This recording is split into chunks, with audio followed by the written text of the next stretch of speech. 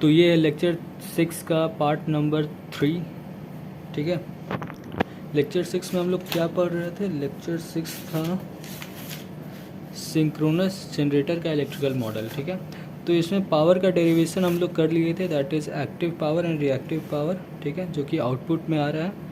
तो active power का expression ये था, रिएक्टिव पावर का एक्सप्रेशन ये था। जल्दी से मेमोराइज करा देते हैं। एक्टिव पावर डिपेंड करता है एक्साइटेशन पे और डेल्टा पे। एक्साइटेशन और डेल्टा मल्टीप्लाई में है, तो ये दोनों का आपस में कैसा होगा? इन्वर्स रिलेशन होगा, ठीक है। अब यहाँ पे ये वाले पेज में हम लोगों ने क्या पढ़ाई किया है, दैट इज़ हमने क्या किया, लोड को वैरी किया, ठीक है। बस ये जानने के लिए कि लोड को वैरी करने से जनरेटर में क्या क्या चीज़ें चेंज कर रही है, ठीक है। अब देखो आउटपुट पावर का एक्सप्रेशन ये था, ठीक है।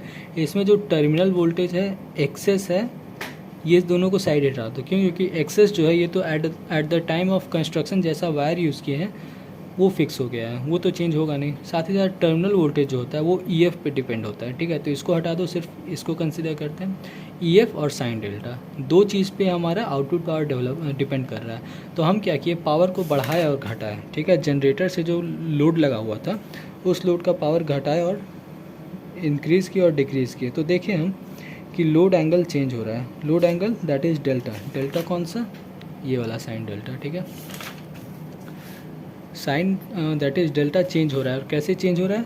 पावर जब बढ़ा रहे हैं तो डेल्टा चेंज हो रहा है। कहने का मतलब power is directly dependent on delta. तो वो सही था। पावर इंक्रीज करोगे डेल्टा बढ़ेगा, पावर घटाओगे डेल्टा घटेगा, ठीक है। और ये चीज़ हमें मिल गया कि डेल्टा चेंज कर रहा है, पावर के बढ़ाने से डेल्टा भी बढ़ रहा है, ठीक है। अब ये तो हमें पता चल गया कि डेल्टा को अगर हम चेंज करते हैं तो पावर मेरा चेंज करेगा, ठीक है। लेकिन डेल्टा को हम चेंज कैसे करें जनरेटर में? तो डेल्टा को चेंज हम लोग कर सकते हैं by only through controlling the excitation current, ठीक है। जैसे देखो पावर का फॉर्मूला ये था, हमें ये क्या पता चला इस वाले पेज में से, दैट इज़ कि डेल्टा के चेंज करने से पावर हमारा चेंज होता है, ठीक है। कहने का मतलब पावर चेंज जब किए तो डेल्टा चेंज किया। तो अब हमें कुछ ऐसा करना है जिससे ये डेल्टा चेंज हो जाए। तो देखो डेल्टा और ईएफ का इन्वर्स रिलेशन है, मतलब एक्साइटेशन के थ्रू तुम डेल्टा को कंट्रोल कर सकते हो, ठीक है। एक्साइटेशन को तुम कैसे कंट्रोल करोगे? तो एक्साइटेशन को कंट्रोल हम लोग करेंगे रोटर के करंट से। मतलब जितना डीसी करंट हम रोटर में दे रहे हैं उसको अगर इंक्रीज़ या डिक्रीज़ करेंगे तो डेल्टा हमारा चेंज हो जाएगा और फाइनली एक्टिव पावर भी चेंज हो जाएगा। तो ये देखो एक्साइटेशन को हमने इंक्रीज़ कर दिया, नहीं एक्साइटेशन को पहले डिक्रीज़ किया। एक्साइटेशन को डिक्रीज़ जब किया तो लोड को हमने कांस्टेंट रखा, ठीक है। एक्साइटेशन को जैसे ही डिक्रीज़ किया तो कांस्टेंट पावर पे लोड एंगल बढ़ गया, ठीक है। और लोड एंगल बढ़ने का मतलब पावर बढ़ गया। जितना पावर डिलीवर हो रहा था उससे ज़्यादा पावर अब डिलीवर होगा लोड को। सेम वही एक्साइटेशन के बढ़ने से डेल्टा देखो घट गया, ठीक है। तो हमें ये कंक्लूज़न मिला। इस पेज का कंक्लूज़न क्या था कि डेल्टा को कंट्रोल करके हम आउटपुट पावर कंट्रोल कर सकते हैं। इस पेज का कंक्लूज़न ये था कि डेल्टा को कैसे कंट्रोल करें, तो डेल्टा को हम एक्साइटेशन के थ्रू कंट्रोल कर सकते हैं, ठीक है। तो ओवरऑल कंक्लूज़न क्या मिला कि एक्टिव पावर और रिएक्टिव पावर दोनों सिर्फ और सिर्फ एक्साइटेशन से ही कंट्रोल हो जाएगा, ठीक है। अब हम लोग पढ़ते हैं reactive power flow in synchronous generator, ठीक है। तो रिएक्टिव पावर का जो फॉर्मूला हम लोग डिराइव किए थे, रिएक्टिव आउटपुट पावर जो कि टर्मिनल पे दिख रहा था, दैट इज़ दिस वन, ठीक है। इसमें तुम्हारा आरए नेग्लेक्ट किया हुआ है। इसको जब सिंप्लीफाई करोगे तो कुछ ऐसा सीन मिलेगा, वी अपॉन एक्सेस को हटा दो, सिर्फ इसको कंसिडर करो। तो देखो Q out is directly proportional to this whole part, ठीक है। तो कहने का मतलब E F cos delta minus V के प्रोपोर्शन है, ठीक है। तो क्यू ई एफ के भी ऊपर डिपेंड कर रहा है, डेल्टा के ऊपर भी, वी के ऊपर भी, ठीक है। कहने का मतलब यहाँ पे माइनस को भी कंसिडर करना है, ठीक है। तो यहाँ पे अगर तुम एक्साइटेशन चेंज करोगे तो क्यू आउट को तुम कंट्रोल कर सकते हो, ठीक है। अब यहाँ पे देखो ये Q out is directly dependent upon E F cos delta minus V, ठीक है। ई एफ क्या था और वी क्या था और डेल्टा क्या था? तो डेल्टा जो था ई एफ और वी के बीच का एंगल था, ठीक है, लोड एंगल, ठीक है। लोड एंगल का कोसाइन जब लोगे और इसके साथ मल्टीप्लाई करोगे तब तुम्हें, मतलब कहने का मतलब ये हुआ कि पहला केस देखो ई एफ कॉस डेल्टा को हमने बढ़ाया, दैट इज़ एक्साइटेशन को बढ़ाया, जब एक्साइटेशन को जब बढ़ाओगे तो ये वाला चीज़ बढ़ेगा, और ये वाला चीज़ के बढ़ने से ये कंप्लीट ये वाला चीज़ बढ़ेगा। ये वाला चीज़ बढ़ेगा तो क्या होगा, और हमने एक्साइटेशन को कहाँ तक बढ़ाया, तो एक्साइटेशन को हमने V तक बढ़ा दिया, ठीक है। अब ये देखो, ये थोड़ा सा आर्बिट्रेरी केस है, क्यों, क्योंकि अगर इसका फेज़र डायग्राम अगर तुम देखोगे तो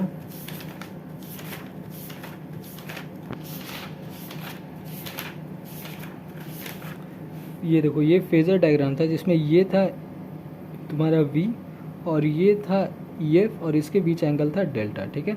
तो हम क्या कर रहे हैं, EF को बढ़ाते बढ़ाते V के इक्वल कर देंगे, जिसके कारण क्या होगा, जिसके कारण तुम्हारा क्या होगा,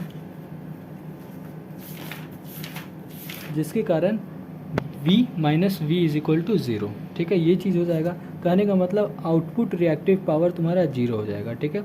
जब आउटपुट रिएक्टिव पावर 0 हो जाएगा तो इसका मतलब जनरेटर कोई भी रिएक्टिव पावर डिलीवर ही नहीं कर रहा है, सारा का सारा एक्टिव पावर डिलीवर कर रहा है। इसका मतलब जनरेटर तुम्हारा यूनिटी पावर फैक्टर पे है, ठीक है, नॉर्मली एक्साइटेशन, ठीक है। ये बेसिकली पढ़ के आ रहे हैं, तो रिएक्टिव पावर को हम लोग कैसे कंट्रोल कर सकते हैं, मतलब रिएक्टिव आउटपुट पावर, मतलब जनरेटर का टर्मिनल से कितना रिएक्टिव पावर बाहर आ रहा है उसको हम लोग एक्साइटेशन के थ्रू कंट्रोल कर रहे हैं। तो कौन कौन सा सिनेरियो हमें मिल सकता है, ठीक है। हमने एक्साइटेशन को बढ़ा के V के बराबर जब कर दिया तो हमें क्या दिखा कि रिएक्टिव पावर टोटली 0 हो गया है। फिर हमने क्या किया, एक्साइटेशन को घटाया।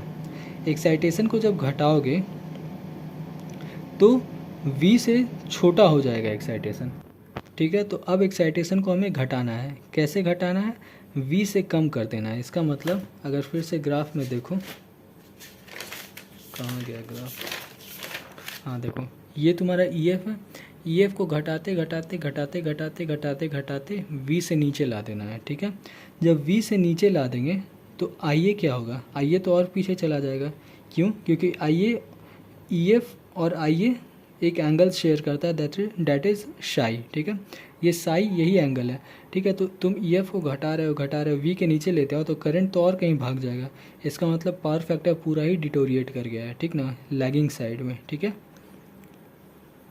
ऐसा करने से होगा क्या, ऐसा करने से होगा ये कि तुम्हारा रिएक्टिव पावर जो है वो निगेटिव हो जाएगा। निगेटिव कैसे हो जाएगा, यहाँ पे तुम देखो V बड़ा है जो कि निगेटिव साइन के पास है, निगेटिव साइन का है, और ये चीज़ V से छोटा है, कहने का मतलब प्लस समथिंग माइनस बड़ा समथिंग, तो टोटल साइन क्या होगा, निगेटिव ही हो जाएगा ना।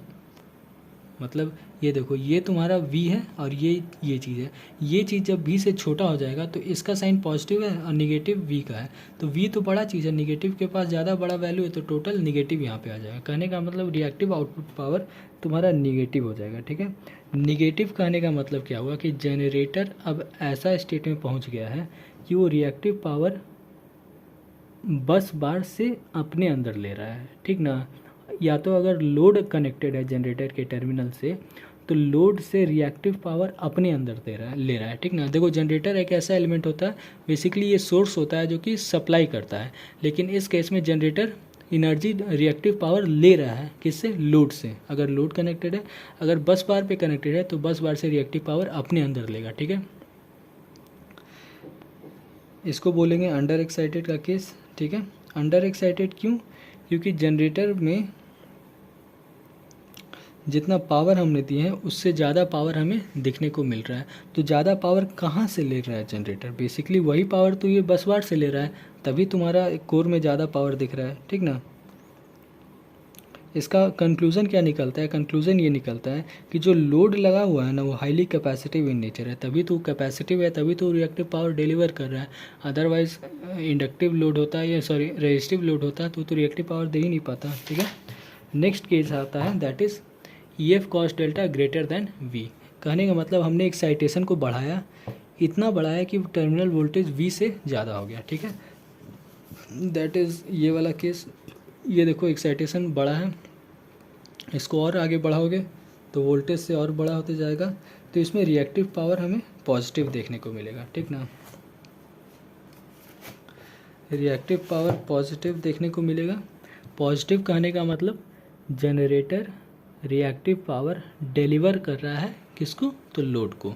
या फिर तो अगर बस बार पे कनेक्टेड है तो बस बार को डिलीवर कर रहा है। ये तुम्हारा ओवर एक्साइटेड का केस होगा, मतलब नॉर्मल ऑपरेशन, ठीक है। ओवर एक्साइटेशन मतलब तुम्हें एक्साइटेशन बढ़ा के देना होगा इसको, जनरेटर को, ठीक है। अब हम लोग हमेशा एक्टिव पावर के लिए हम लोग प्राइम मूवर, मतलब हमें एक्टिव पावर अगर इंक्रीज़ या डिक्रीज़ करना है तो हम फ्यूल ज़्यादा देके प्राइम मूवर को हाई स्पीड पे रोटेट कराते हैं। अगर हमें रिएक्टिव पावर कंट्रोल करना है तो हम एक्साइटेशन, देखो दोनों एक्टिव और रिएक्टिव जो है एक्साइटेशन से ही कंट्रोल होता है, ठीक है। यहाँ पे भी हमने पढ़ा था, दैट इज़ एक्टिव पावर वाला। तो एक्टिव पावर में हमें क्या मिला था कि डेल्टा को चेंज करेंगे तो एक्टिव पावर चेंज होगा, लेकिन डेल्टा किससे चेंज होगा? डेल्टा तो एक्साइटेशन से चेंज होगा ना। और रिएक्टिव पावर में भी हमें क्या मिला कि रिएक्टिव पावर में हम एक्साइटेशन के थ्रू ही कंट्रोल कर रहे हैं रिएक्टिव पावर को, ठीक है। तो दोनों देखो, दोनों तुम्हारा यहाँ कंक्लूजन लिखे, दोनों तुम्हारा एक्साइटेशन से ही कंट्रोल हो रहा है। अगर एक्साइटेशन तुम बढ़ा देते हो तो डेल्टा का वैल्यू घट जाएगा, मतलब लोड एंगल घटेगा। लोड एंगल के घटने से एक्टिव पावर घट जाएगा, और एक्टिव पावर चूँकि घट गया है तो रिएक्टिव पावर जाहिर से बढ़ जाएगा। क्यों?